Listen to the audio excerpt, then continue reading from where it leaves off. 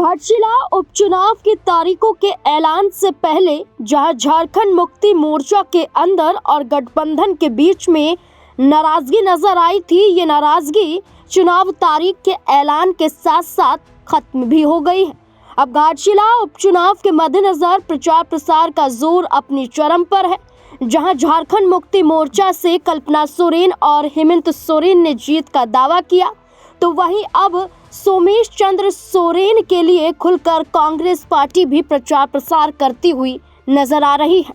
प्रदीप कुमार बालमुचु हो या फिर बीजेपी से झारखंड मुक्ति मोर्चा में आए लक्ष्मण टुडू ही क्यों ना हो, ये जमकर सोमेश चंद्र सोरेन के समर्थन में प्रचार कर रहे हैं और जनता से अपील कर रहे हैं कि जेएमएम को ही जिताएं। इस बीच परिवार विवाद भी सामने आया था, जहां सोमेश चंद्र सोरेन के खिलाफ उनके ही चचेरे भाई खड़े हो गए थे और चचेरे भाई विक्टर सोरेन का कहना था कि अगर सोमेश को प्रत्याशी बनाया गया तो वो बगावत कर जाएंगे और वो निर्दलीय चुनावी मैदान में उतर जाएंगे। लेकिन अब वो भी खुलकर सामने आए। दरअसल आपको बता दें कि झारखंड उपचुनाव के बीच झामुमो के भीतर उठे परिवार में मतभेद के दावों पर आखिरकार अब विक्टर सोरेन ने चुप्पी तोड़ दी है।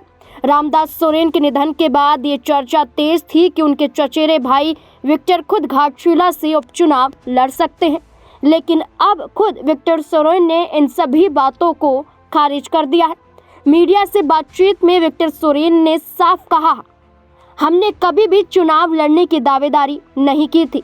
ये सारी बातें बीजेपी की साजिश है ताकि हमारे परिवार और पार्टी के बीच फूट डाली जा सके। उन्होंने आगे कहा, हम पार्टी के सिपाही हैं, हमारे लिए पार्टी का फैसला सर्वोपरि है। हेमंत भैया जो तय करेंगे हम उसके लिए पूरी निष्ठा से काम करेंगे।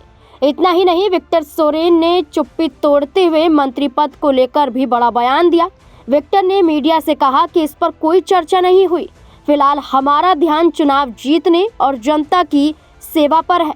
अगर पार्टी समझेगी कि जरूरत है तो वे फैसला करेगी, हमें किसी पद की आकांक्षा नहीं है। जहां खुलकर सोमेश चंद्र सोरेन के समर्थन में विक्टर सोरेन आए और उन्होंने ये साफ कर दिया कि नाराजगी नहीं है, ये भारतीय जनता पार्टी की साजिश थी जो हमें और हमारे परिवार को बदनाम करने की कोशिश की जा रही थी। विक्टर सोरेन का साथ मिलते ही सोमेश चंद्र सोरेन ने भी ऐलान कर दिया कि जीत तो घाटशिला पर झारखंड मुक्ति मोर्चा की ही होगी।